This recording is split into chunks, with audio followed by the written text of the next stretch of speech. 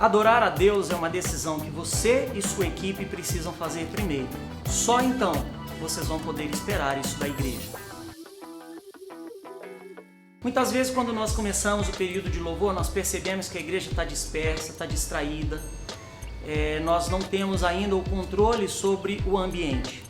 Eu falei num outro vídeo sobre várias coisas que podemos fazer para criar um ambiente da adoração antes do culto começar, mas nem sempre isso é possível. O importante é nós assumirmos a liderança. E quando nós tomamos a decisão de adorar primeiro, e nós nos tornamos os líderes espirituais da congregação, no sentido de abrir o caminho, no sentido de dar o exemplo, é quase seguro que a igreja vai te seguir. Porque eles estão olhando para vocês, vocês estão em evidência. E se vocês estão em evidência, se comunicando com eles, comunicando graça com a igreja vai querer te seguir. Eu parto do princípio que a igreja quer ser liderada. Porque de um modo geral, se você começar a tocar uma música, provavelmente uma igreja um pouco mais aberta e extrovertida vai reconhecer aquela música e vai começar a cantar em uníssono, sem ninguém para liderar. Mas eles não sabem se é para repetir, se é para repetir um refrão. A igreja muitas vezes toma a iniciativa de cantar, mas liderar a adoração é muito mais do que apenas cantar. Então eu quero hoje falar com vocês sobre como envolver a igreja na adoração. Muitas vezes quando você começa o culto e você sente que as pessoas estão dispersas, você cantou a primeira música e viu que o pessoal ainda não se engajou, não se intimide. Uma coisa que eu quero te dizer é que existem alguns quebra-gelo que você pode usar, seja antes da primeira música ou seja depois da primeira música, quando você viu que o povo está com dificuldade de te seguir. Uma das coisas que você pode fazer, que é algo até divertido, use essa linguagem, mas sabe, quem inventou isso aí fui eu. De vez em quando eu chego para um grupo, especialmente se é uma igreja onde eu nunca estive, eu olho para aquelas pessoas, são todos estranhos para mim, eu sou estranho para eles, eu preciso quebrar o gelo, eu preciso chegar perto deles.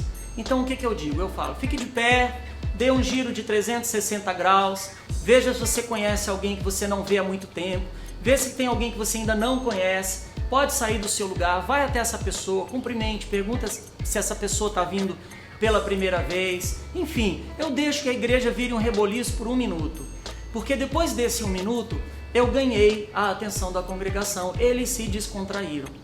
Num grupo de adolescentes, por exemplo, eu já cheguei a fazer brincadeiras com eles, eu crio um suspense, pega uma pessoa aí do seu lado, segura na mão dessa pessoa, olha bem nos olhos dessa pessoa e agora repita comigo, você vai dizer uma frase muito importante para essa pessoa, eles estão esperando algo super espiritual. E eu falo, repita comigo, você quer casar comigo?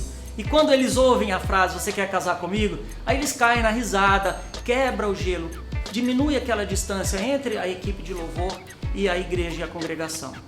Lembre bem, eu não faço essa brincadeira com os adolescentes numa igreja, eu sempre faço em retiros, em eventos de adolescentes, porque às vezes é necessário você atrair a atenção deles. Existem várias outras. Se você quer ser um pouco mais, se você já reconhece que o culto já começou numa determinada atmosfera, digamos, espiritual, e você quer já caminhar nessa atmosfera sem a descontração, porque às vezes relaxa, e a pessoa quando relaxa, ela se solta. Mas às vezes você já sente que já é para começar com uma outra vibe, numa outra direção. Então o que você faz? Você diz, escolhe alguém aí perto de você, abençoa essa pessoa, faça uma oração, peça para Deus abençoar essa pessoa nesse culto.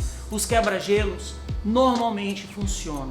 Normalmente eles atingem o objetivo de ajudar as pessoas a se unirem em direção a alguma coisa que está prestes a acontecer, que é o encontro da igreja com Deus.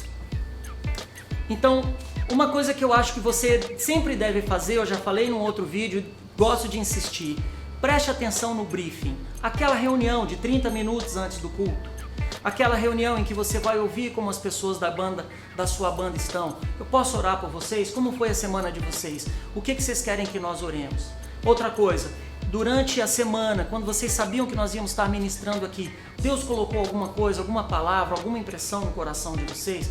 Vamos orar juntos para perguntar o que Deus quer fazer nessa reunião. E aí, quando você assume o controle espiritual, não digo controle no sentido errado, mas a sua autoridade, a sua liderança espiritual em se submeter a Deus, o Senhor revela o coração dele para você. Tem a ordem correta das músicas. Muitas vezes o fluir de Deus em uma música não é que vai depender, mas ele está ligado à última música que foi cantada. Porque muitas vezes uma música serve de degrau, de passagem, de caminho para a próxima música. Cada música tem uma mensagem e tem também uma personalidade, um coração. Cada música tem, digamos, uma unção. E quando nós reconhecemos em uma determinada música, às vezes eu toco uma música com a ordem das músicas e eu sei, essa música aqui tem algo especial que eu sinto que Deus vai fazer. Eu sinto que tem algo especial para a igreja nessa música. Isso é uma coisa que Deus dá para mim ou alguém na banda antes do culto começar. É no briefing que a gente conversa sobre isso. É naquela reuniãozinha de 30 minutos que a gente descobre essas coisas e traz essas impressões e a coisa funciona. Eu digo para vocês porque funciona. É comunicação, é submissão uns aos outros, é ouvir o que os outros têm a dizer, é acalmar o espírito, é concentrar-se naquilo que Deus quer fazer. Então, prepare a ordem das músicas sabendo que uma música vai servir de passagem para a próxima, né? Eu falei isso no começo, mas lembre-se, isso é uma coisa importante. A igreja quer ser liderada e esse é o seu papel.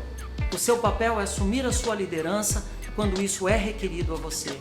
E cuidado, quando você vê que a igreja não está se envolvendo, cuidado para não dar aqueles sermões que desencorajam, aquelas frases chatas, poxa, mas vocês não vão adorar, vocês não estão aqui com o coração, eu estou sentindo que tem muito...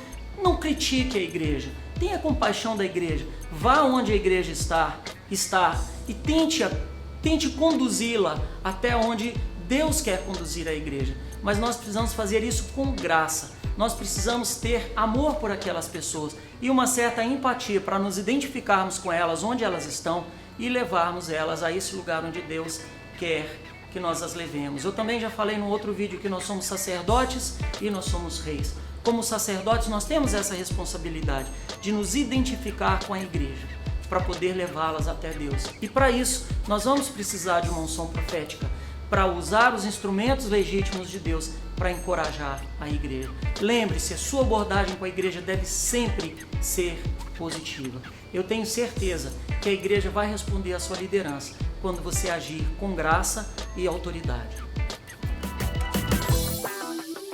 Para seminários com sua equipe de louvor, escreva para contato@betotavares.com. Para assistir outros vídeos tutoriais, visite betotavares.com.